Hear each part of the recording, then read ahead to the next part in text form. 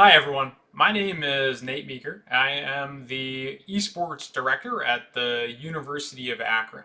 Just wanted to take a few minutes this morning to tell all of you about the different programs we have here at Akron, and then to explain a little bit about those programs, how you may be able to earn a college scholarship through gaming, and then what does it take to apply for that program. So, a quick overview of the gaming and esports programs that we have here at Akron. First, we have three different aspects of the program, and going along with that, we actually have three different gaming facilities on campus. It's a college campus with three different PC labs that also have some consoles available for play. So any student is able to come in and use those facilities, and then specifically for our varsity teams, we have two facilities that are reserved for practices and games. All in total, we have 92 top of the line PC stations, around 30 console stations, a broadcasting room. We also have an arena at which our varsity teams can play live, which is really cool. At the varsity level, currently we are offering 7 different games where we offer college scholarships to students who play on the team. We also offer scholarships for student coaches and student managers.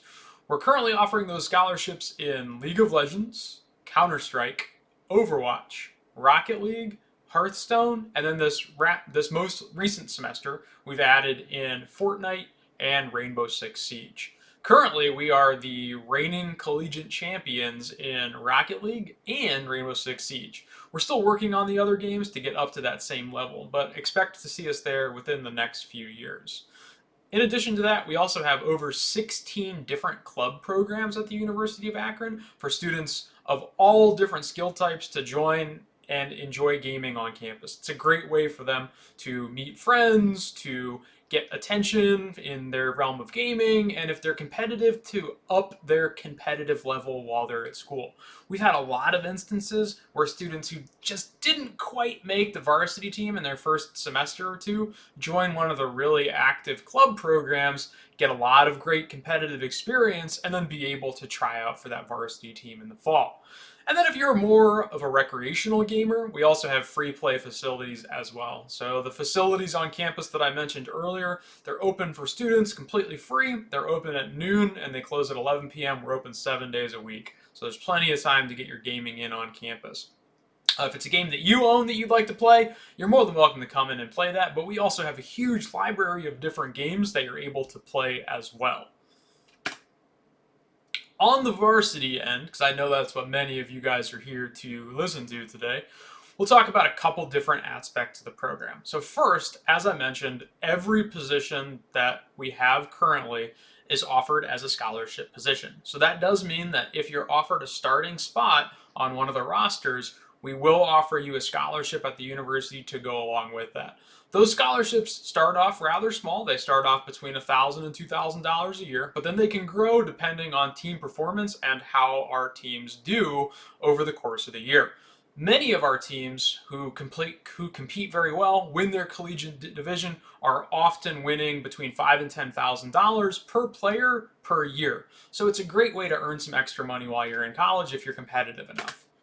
In addition to that, as I mentioned, we do have dedicated facilities here on campus that allow students to participate and play at that high varsity level that we expect routinely. Those facilities are open to the varsity players 24/7, and they're able to go in and play, practice, and do their VOD reviews out of one particular place with their teammates. Finally, we also have support from our amazing staff and faculty. We have 3 full-time staff on campus who are dedicated to esports, including myself. In addition to that, we work with many different colleges on campus that allow us to build connections for the students that are in the varsity program and give them help when they need it the most, whether it's with tutoring and classes, physical fitness and exercise, or if it's with looking towards a future career in the realm of esports. Also, we do yearly tryouts for students who may not make the team one year. Don't worry, you're not out. We always have another year coming up. Typically, we look to do tryouts in early spring, but for outstanding players coming to the university at any time, we are willing to make exceptions for them. So we can do individual tryouts for most players at any given time, depending on the skill level of those players. So many of you guys might be wondering, what do we look for in those players? Here's a few key points for us. The first thing that we're obviously looking for in the players that are on our teams are their team accomplishments and their individual accomplishments. That means, of course, we do look at the ranked system for many games. Of course, that varies game to game. Some of the in-game ranking systems are not all that trustworthy, where third-party sites are much better. And then certain games, the in-party or the in-game ranking system is quite accurate, and we do tend to look at that quite a bit.